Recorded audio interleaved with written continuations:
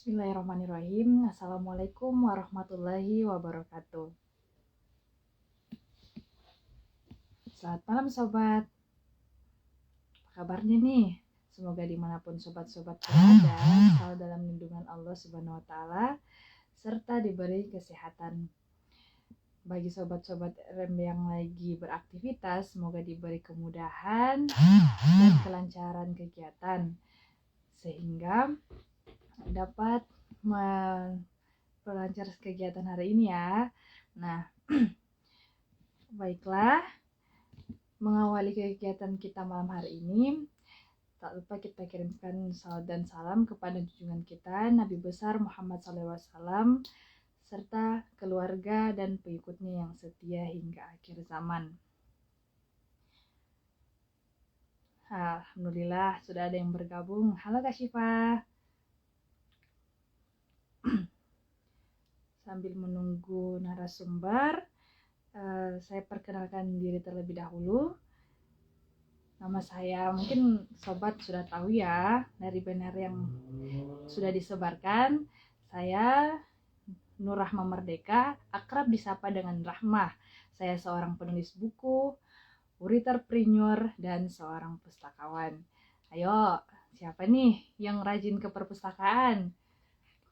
Semoga kita semua adalah orang-orang yang mencintai ilmu ya, rajin membaca buku, sehingga pengetahuan kita tidak mandek di situ-situ saja. Nah, oh ya, asal saya dari Sulawesi Tenggara, tepatnya kota Bau-Bau. Status mungkin jadi rahasia saya saja ya. Oke deh. Berhubung narasumber belum hadir, saya akan menjelaskan tentang ruang menulis bareng, komunitas menulis dan bisnis, juga Prodigi. Mungkin masih banyak yang belum tahu ya. Nah, sharing session sendiri merupakan agenda rutin yang diadakan oleh Ruang Menulis Bareng atau KMB atau RMB, yang mana diadakan setiap pertambahan 1.000 anggota. Jadi Rahma sendiri sebagai instruktur di RMB mengharapkan kepada sobat-sobat RMB semoga bisa terus mengundang teman-temannya bergabung ke RMB agar nantinya RMB ini terus berkembang dan terus lebih giat mengadakan sharing session dan berbagi ilmu kepada teman-teman ya. Nah, KMB sendiri merupakan komunitas menulis dan bisnis, yang mana merupakan wadah bagi teman-teman yang hobi menulis juga berbisnis. Jadi di era teknologi seperti saat ini sangat kurang begitu jika kita hanya memiliki satu skill saja. Kita butuh berbagai skill agar dapat menunjang kemampuan kita ya dalam berkarya. Misalnya kita harus memadukan antara kemampuan menulis dan kemampuan berbisnis agar potensi kita terus berkembang, upgrade dari masa ke masa, jangan mandek di situ-situ saja. Itu kalau dari pandangan Rahma sendiri sebagai owner KMB ya, karena sangat terlalu ini kalau seandainya kita terlalu tidak memanfaatkan teknologi, jika sangat disayangkan begitu jika teknologi tidak kita manfaatkan. Nah, Prodigi sendiri, kita masuk ke Prodigi merupakan wadah kepenulisan juga penerbitan. Nah, pada Prodigi teman-teman dapat mempelajari tentang kepenulisan juga penerbitan. Jadi karya teman-teman tidak hanya bisa Prodigi itu tidak menyediakan Prodigi menyediakan wadah kepenulisan yang menerbitkan karya sobat-sobat. Nah, sebelum karena narasumber sudah bergabung, saya mau ini dulu door prize, berbicara tentang ini door prize-nya. Nah, sobat-sobat semua, bagi yang bisa bertahan sampai akhir sharing session ini akan mendapatkan door prize dari dari sharing session ini ya. Jadi tetap stay tune. Baiklah, saya perkenalkan narasumber kita malam hari ini. Kak Sea Wulandari merupakan seorang aktivis dakwah, entrepreneur, public speaker, healthcare, konselor, dan businesswoman. Wah, Masya Allah sekali ya, banyak sekali hal-hal yang beliau geluti. Dikenal sebagai wanita super cerewet. Kalau sudah kenal sih, emang iya ya. Beliau sebetulnya menyukai segala sesuatu yang nyaris sempurna dalam segala aktivitasnya. Masya Allah, si perfeksionis. Beliau berusaha menyeimbangkan antara work hard dan work smart. Masya Allah. Karimun Aumun Syahidan merupakan prinsip yang beliau pegang. Terlahir sebagai manusia yang hobi mewarna dan merangkai kata, beliau akhirnya bisa benar-benar menuntaskan beberapa karya. Selain berkutat dengan pekerjaannya di rumah sakit, beliau selalu menyempatkan diri berselancar di dunia maya. Ya sih, kalau sudah kenal sama pemateri kita, sama narasumber kita sih, aduh, Insya Allah banget. Oke, langsung saja tanpa basa-basi, kita langsung mengundang Kak Sea Wulandari ya.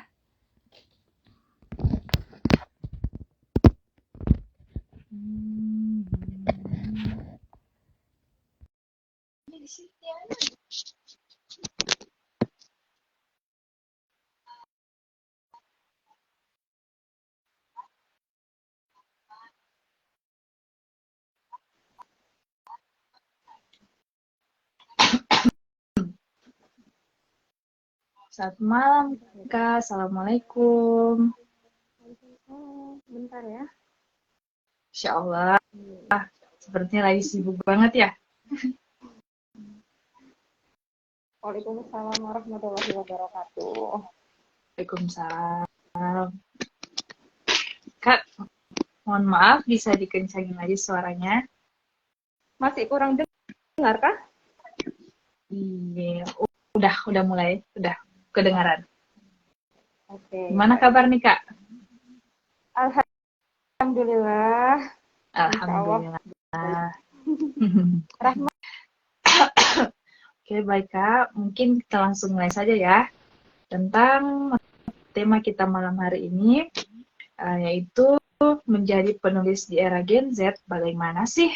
Ya, silakan Kak sharing-sharingnya.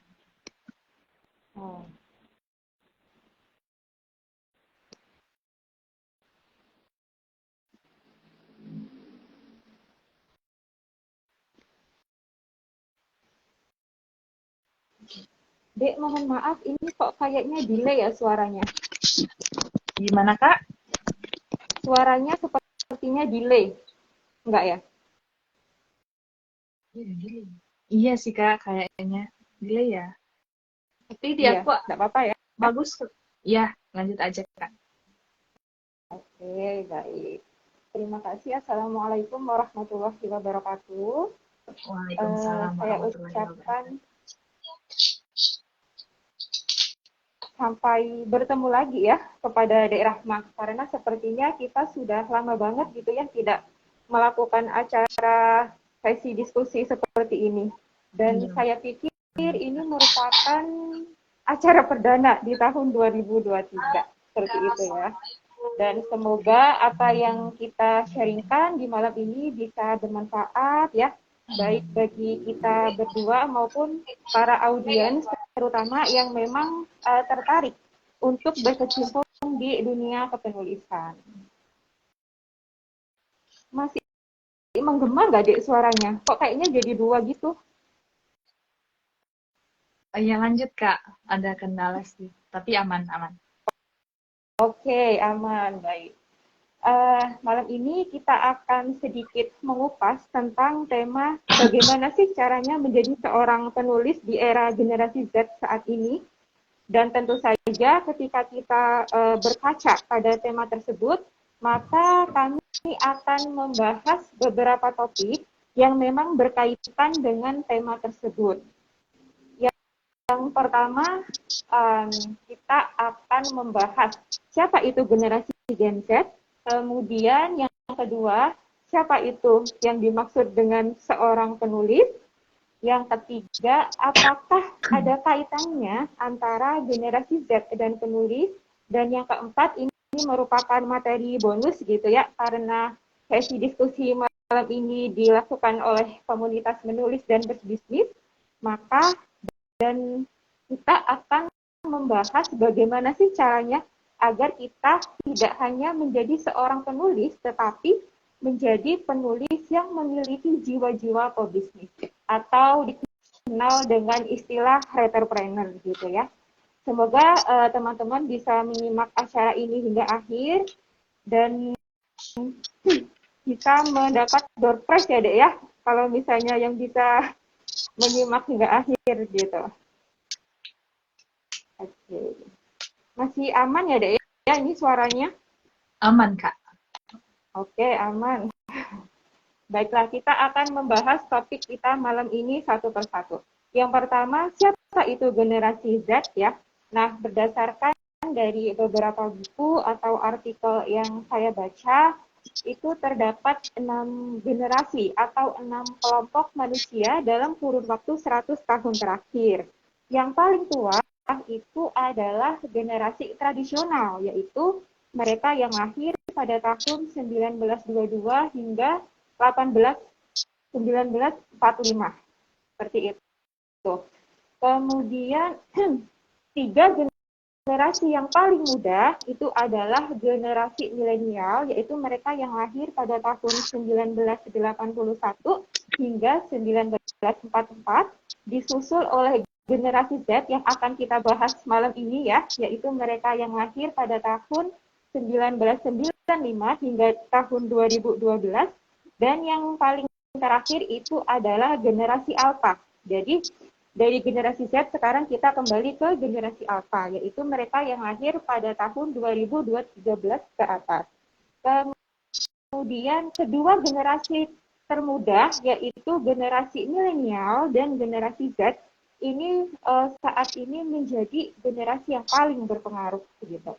Nah, generasi Z ini dikenal sebagai digital native ya, karena memang mereka lahir di era digitalisasi, di mana pemanfaatan media digital itu sudah sangat menyatu dalam kehidupan mereka sehari-hari. Sudah hampir mirip gitu dengan kebutuhan oksigen untuk kita bernafas. Ibaratnya nih, aku tuh gak bisa hidup tanpa oksigen. Jadi aku tuh gak bisa hidup tanpa digital gitu. Dan banyak yang bilang bahwa generasi zaman sekarang atau generasi Z ini merupakan generasi yang manja, maunya serba instan dan sukanya healing mulu gitu, hingga muncul istilah generasi strawberry. Nah, karena dianggap manja, akhirnya generasi Z ini tuh sering dibanding-bandingkan dengan generasi sebelumnya, yang katanya sih mentalnya tuh jauh lebih kuat daripada generasi Z gitu. Namun apakah benar ya generasi Z itu selemah itu, atau bisa dibilang apakah benar mental mereka serapuh itu? Nah, kita akan membahas ulasan tersebut ya, satu persatu. Memang jika kita amati secara detail bahwa generasi Z itu memiliki ciri-ciri yang berbeda dengan generasi sebelumnya. Katanya sih generasi Z itu lebih melek teknologi ya, karena memang mereka lahir di era digitalisasi.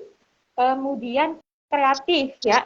Kalau mungkin dulu kita pada saat kecil ditanya, nanti cita-citanya pada saat besar mau jadi apa? Palingan yang muncul di kepala kita hanya profesi-profesi tertentu yang mungkin memang menjadi cita-cita tertinggi gitu Pak untuk anak-anak usia kecil.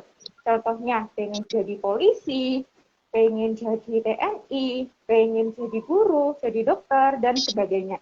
Tetapi di era sekarang yang memang jenis pekerjaan itu lebih banyak, akhirnya generasi Z ini yang dikenal sebagai generasi yang kreatif, ketika mereka ditanya, nanti besar cita-citanya mau jadi apa, itu udah beda lagi jawabannya. Tidak seperti zaman kita dulu. Mereka yang sekarang tuh bisa menjawab, ingin menjadi beauty vlogger mungkin, ingin menjadi selebgram, dan lain sebagainya. Kemudian selain kreatif, mereka juga dikenal sebagai generasi yang mudah menerima perbedaan di sekitar, atau istilahnya open-minded gitu. Peduli terhadap masalah sosial, juga senang mengekspresikan diri, baik di dunia nyata maupun di realita. Dan beberapa karakteristik yang saya sebutkan barusan, ini menjadi keunggulan atau kelebihan dari generasi Z tersebut. Namun sebagai manusia ya, tentu saja selain memiliki kelebihan, pasti ada yang namanya kekurangan. Nah, di generasi Z ini sebenarnya mereka juga memiliki kekurangan gitu. Yang pertama, mereka dikenal dengan istilah FOMO ya, atau ikut-ikutan ya. Istilahnya fear of missing out. Jadi generasi Z ini dikenal sebagai generasi yang bergantung kepada teknologi, khususnya internet dan media sosial. Nah, setiap harinya mereka disuguhkan oleh berbagai informasi, termasuk apa yang sedang tren hari ini, kemudian topik-topik apa yang sedang viral hari ini. Nah, mereka ini biasanya akan merasa kuper gitu ya, kurang pergaulan, udet, kurang update, takut dicap nggak kuat, dan cemas kalau seandainya mereka ketinggalan atau tidak tahu informasi yang sedang tren hari ini. Jadi ini salah satu kekurangannya. Kemudian yang kedua, generasi Z ini memiliki kecemasan dan tingkat stres yang tinggi. Ya, memang tidak bisa dipungkiri gitu ya, bahwa media sosial ini telah menciptakan standar dalam berbagai aspek ya. Kapan waktu yang tepat untuk lulus kuliah atau sekolah, kemudian kapan waktu yang tepat kita diterima kerja, kapan usia yang ideal kita untuk menikah dan mempunyai anak. Jadi di masyarakat itu tercipta standar-standar yang sebenarnya itu bukan standar yang harus diciptakan, itu hanyalah ciptaan masyarakat sendiri yang akhirnya mempengaruhi generasi Z tersebut ya. Jadi bagi yang belum mencapainya ya, yang belum mencapai dari standar-standar yang sudah diciptakan oleh masyarakat itu, akhirnya menjadi faktor kecemasan atau ansietas bagi generasi tersebut. Kemudian generasi Z ini dikenal sebagai generasi yang mudah mengeluh. Jadi meskipun mereka memiliki kemampuan untuk mencari informasi dari berbagai sumber ya, pada kenyataannya generasi Z ini terlalu cepat untuk menyerap dan mencocokkan informasi yang mereka rasakan. Contohnya nih, mereka merasanya mengalami kecemasan ya, mengalami depresi. Akhirnya mereka browsing di Google, nyari nih tanda-tanda depresi itu apa aja. Terus mereka cocokkan dengan diri mereka gitu. Oh, ternyata dari beberapa tanda yang ada kok sama gitu dengan apa yang saya rasakan. Lalu apa yang terjadi? Muncullah yang namanya self-diagnose. Jadi mereka mendiagnosa diri mereka sendiri berdasarkan apa yang disampaikan oleh Google.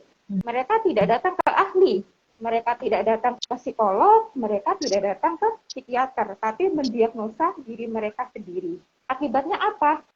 Salah diagnosa, akhirnya salah treatment, dan tentu saja membahayakan bagi diri mereka.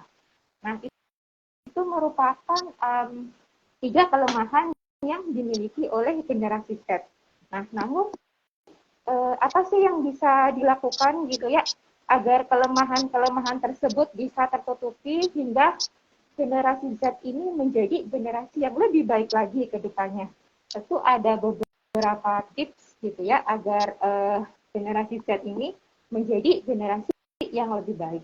Yang pertama, kita harus mengurangi